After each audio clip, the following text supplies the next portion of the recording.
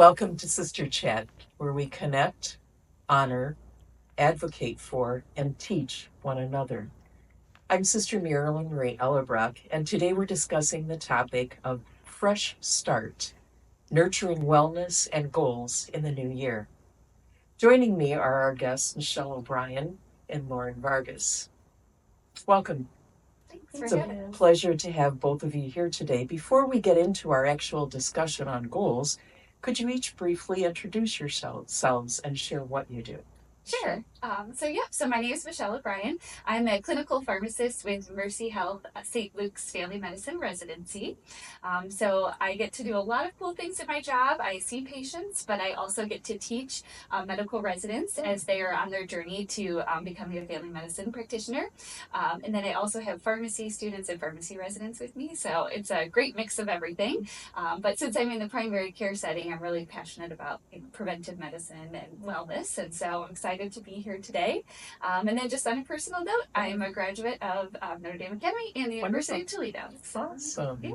Thank you, Michelle. Lauryn? Yes, thank you again for having us here. Super excited to have the chat. I've spent most of my career here in Northwest Ohio working with youth and community to help foster collaboration, build education initiatives for our students.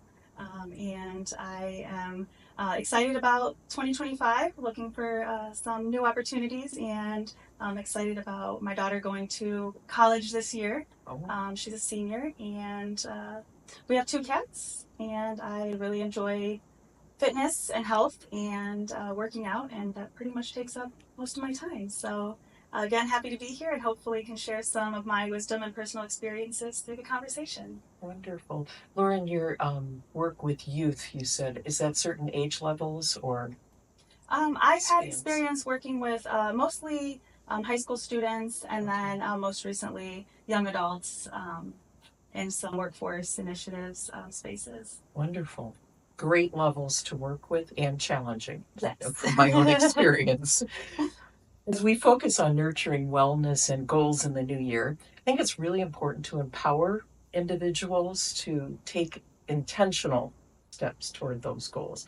So, Michelle, as a pharmacist, do you have any advice on individuals who really desire to create those healthy goals and carry out?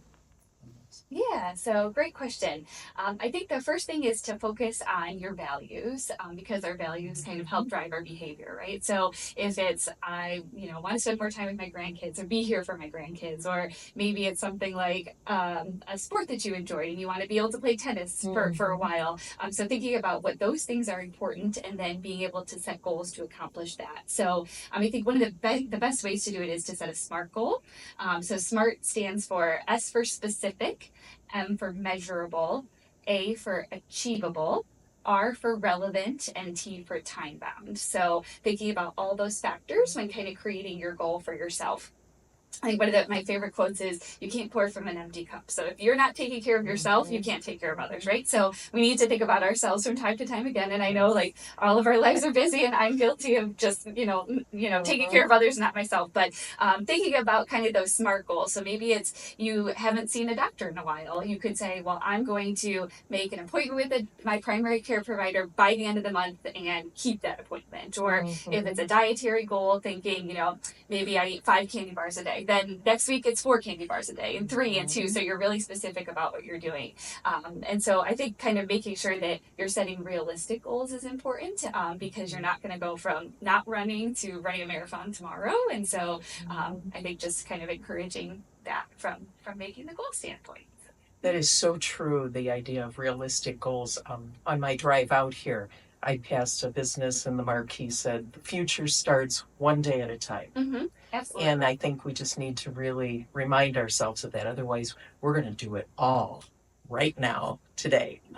It never works. Right. Exactly. as we all know from experience. Exactly.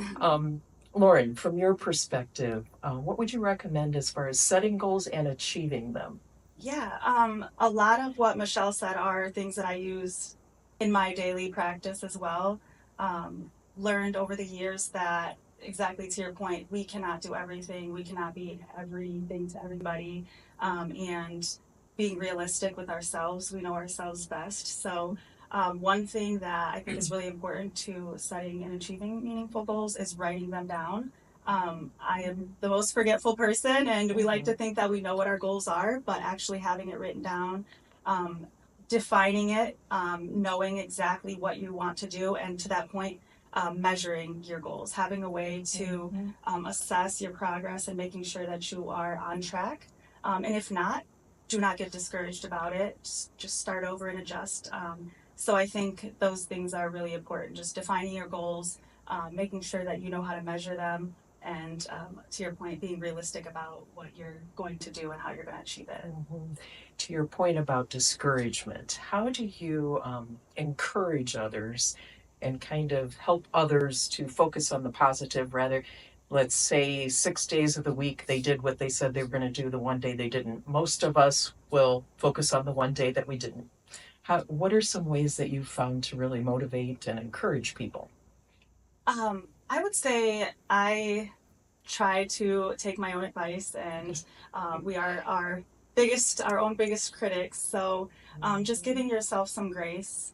There is a lot happening in the world right now. We are all trying to do so much. And I think two things that I have been guilty of is not being able to say no, and also just taking time for ourselves and setting boundaries. So when we get discouraged and overwhelmed, I think just being able to say no. Sometimes we just can't do everything. It's okay if we can't go to that party, or we can't attend that luncheon. Sometimes we just need to be able to say no. And then the other thing, when getting overwhelmed, there's a saying I think maybe a lot of people have heard: how do you eat an elephant? One bite at a time. So really just doing what we can and giving ourselves some grace. And it's okay to start over. I always tell people, if you take 2 steps back, it's okay.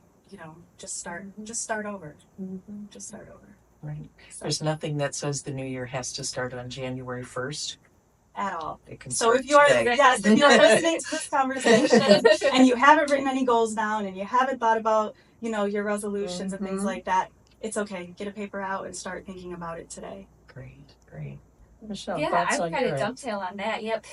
So we're lucky and fortunate in our office. We have a psychologist who kind of will help, even if we're stressed ourselves as practitioners, to go in there. But and he uses the term catastrophizing, so saying where you're exaggerating the negative, and so kind of thinking to reframe that thought as far as that's exactly what you said. They kind of took my example because that's what I was going to talk about. But yeah, making sure that we're not like, you don't focus on that one day that you missed, focus on the 6 days that you did do, and so that's important too. And like you said, just get up and do it tomorrow if you miss that one day. So but I like that it's okay to say no, because again, if I want to be the best mom for my kids, sometimes it's taking a moment to just relax for a minute, or taking a me day, or kind of the same thing from that standpoint. So I agree.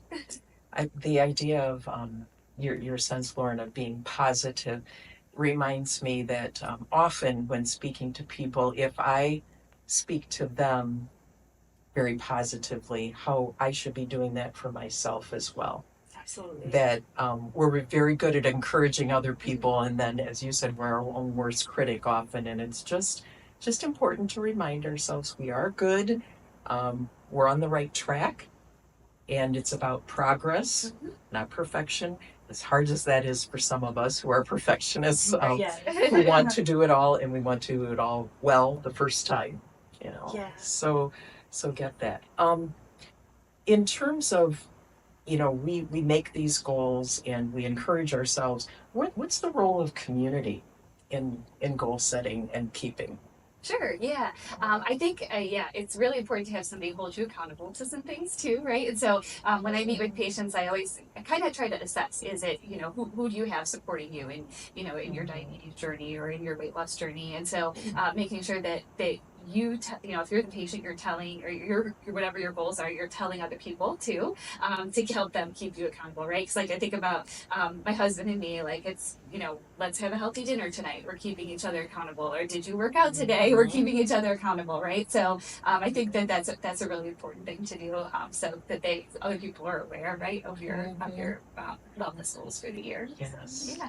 Thoughts on that? Yeah, I would agree with Michelle. I think that just sharing those is not only having an accountability partner, but also once we say something out loud, it's like an accountability to myself, because the last thing I want to, you know, do is shout to the rooftop about what I'm going to do, and then 6 months later someone check in with me and say, oh, you know, how's that going? And I'm like, oh, well, actually, not too well. So I think that's Yes. you know, community is that accountability, but also I think it helps us to challenge ourselves.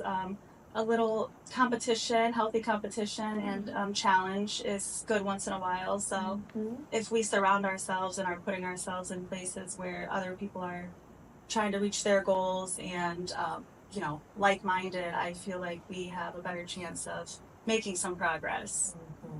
And so I think that's one thing that I've always told my daughter, and she's probably annoyed with it, but you know, we are the company we keep. So surround ourselves with people who want to be healthy, and you know, it's okay to not be positive all the time, but to have community around us when we're feeling down or you know, can't get it together and having a bad day. Like the community surrounding us is definitely going to help us be more successful. So. And I think it's wonderful to be inspired by other people too. To see that they don't always match their goals either, but that they're trying. And there's something about that that's just energizing. We're not in this alone. And that's just the importance of community. So I would agree. Yeah. So thank you to both of you for just sharing your views and your expertise, stemming from not only your work life but your personal lives as well. What's worked for you, and your encouragement to others. And thank you as well for tuning in as we embrace the opportunities of a new year that starts today. Let's prioritize our well-being and focus on meaningful goals so that we can be there for ourselves and others. Until next time on Sister Chat, may we continue to support one another on our journeys.